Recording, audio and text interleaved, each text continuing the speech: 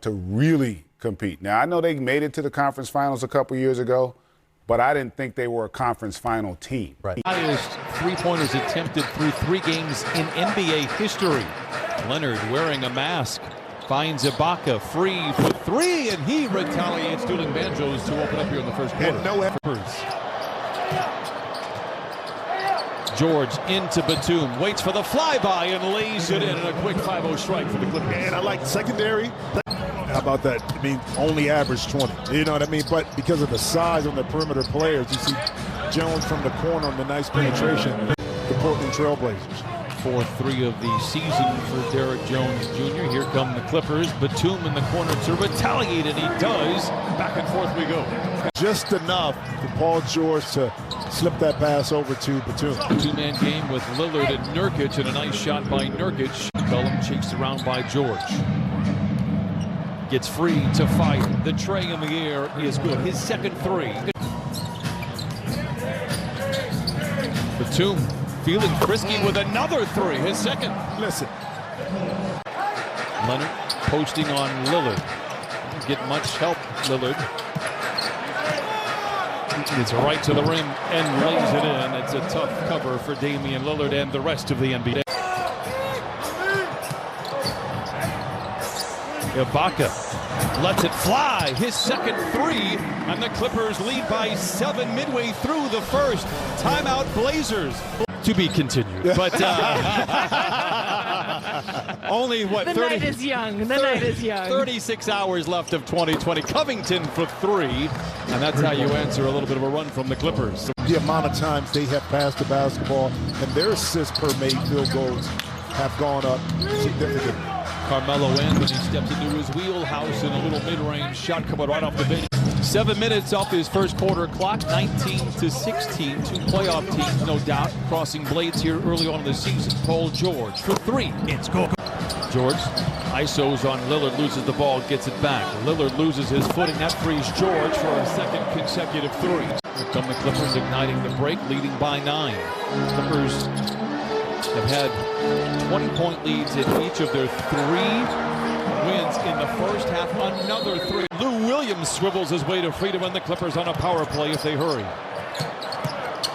Lou finds his seam, dashing to the rim and lays it in, and the Clippers lead by 14. It's a great start for the Clippers. It is worth pointing out, in both wins for the Blazers, they battled back from trailing by 10 as Melo fades and fires.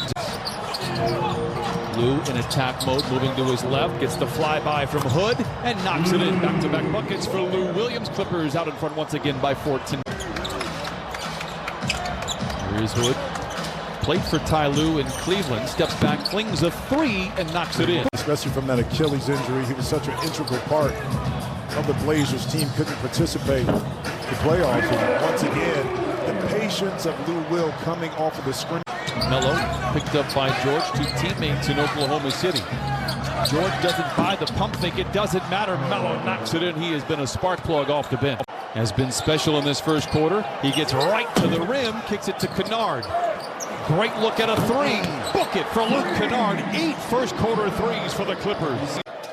In the league in this young season, C.J. McCollum, Damian Lillard. You will hear from Lillard before this game is over. Here is Jackson down the lane. Spoon feeds Zubac. He swivels his way to the rim and lays it home. Dude, that time just licking his chops right there for that ball to get to him, not able to knock it in. McCollum. Cantor with the rebound and the putback. Every one of his now 18 made shots right in the restricted area. But don't you like how I got the card out this time? I didn't even pay attention to you. I was watching the game, doing my job. Lou Williams lays it in, 41-28. Where he's at in his career, he's got 8 points in 7 minutes. Looks like the old Carmelo to me. Jackson counted in a foul and sent that young man to the line for an old-fashioned 3-point play.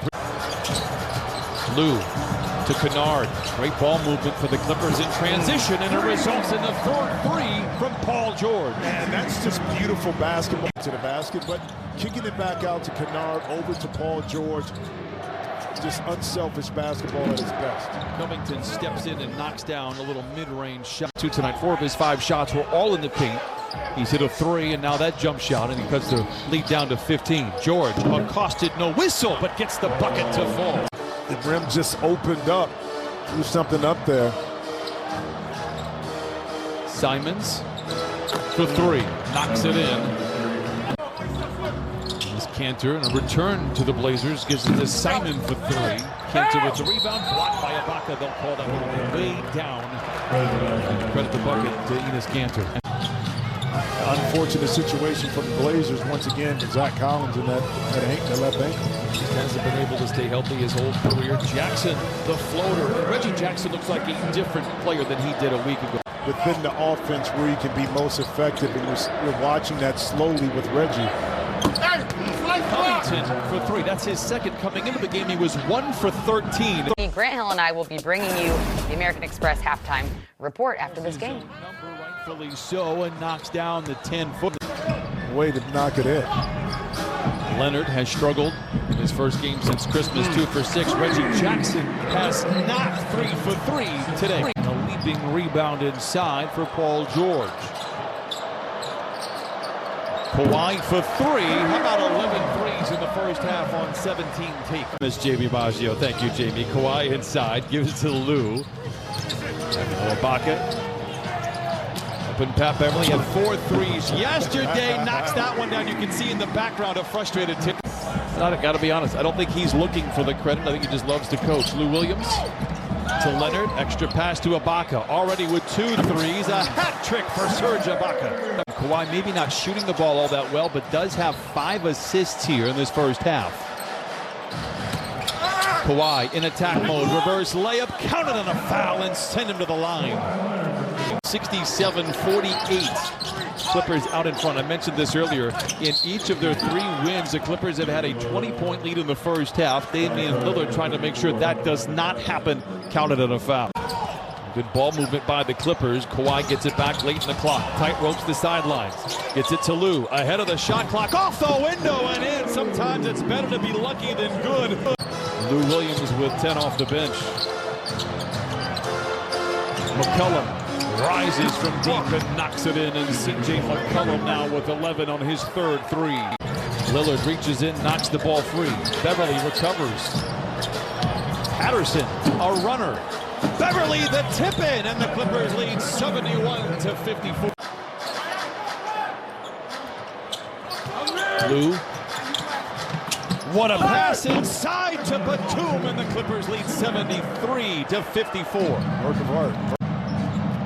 Nicholas Batum not dunking, but he was in that dunker spot right there to get it for 2. 11 for Batum. McCollum another 3, his 4th. Changing hands on the dribble like a grandfather clock, taking time off the ticker. Picked up by Nurkic on the switch for 3, gets it right back. Why not? Trending in the right direction. That said, they were a top 5 offense a year ago, just a different kind of attack. How about that clever play? He was stymied a couple of different times. 78-57.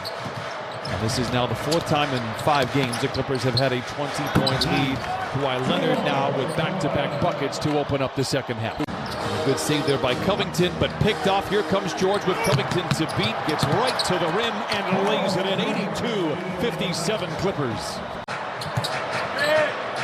6 to shoot for Kawhi. Dashing down the lane. Up and in. Counted on a foul. An 8-0 run for the Clippers. Because they will all just hate you for it. A lot of fake laughs.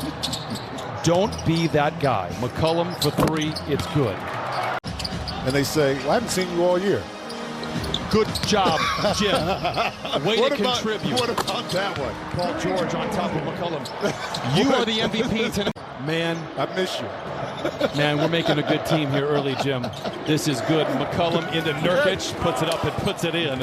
8:55 to play in the 3rd. Clippers 88, the Blazers 60. To be more vocal during practices and during games and on the bench. A step away on Nurkic, got it. The 3rd three for Kawhi Leonard. Well, I like that kind of vocalization right there. The help off the pick and rolls have been excellent thus far. The Clippers have the weapons to give Lillard and McCollum different looks. I mentioned it earlier as McCollum fires up and in. Another. No. Yeah. Lillard picked up by Beverly. A whistle and a foul stops the clock midway through the 3rd. The Clippers have been very dominant here tonight against what I think is a very good Blazers squad. Haven't been at their best here tonight. Ibaka lays it up and down on the second effort. The Clippers have had a lot to do with that. Leonard has the rebound pinned beneath the net. It has been that kind of night for the Blazers. Beverly attacks and lays it home 96-71. Offbeat a little bit in regards to their cuts, would then tend to peel back a little bit. George, a graceful glide to the rim, and the Clippers lead 98-71. Lillard in attack mode, drives and dishes. Good ball movement, finds McCollum open for three in the corner. He has 7. He's only taken 11.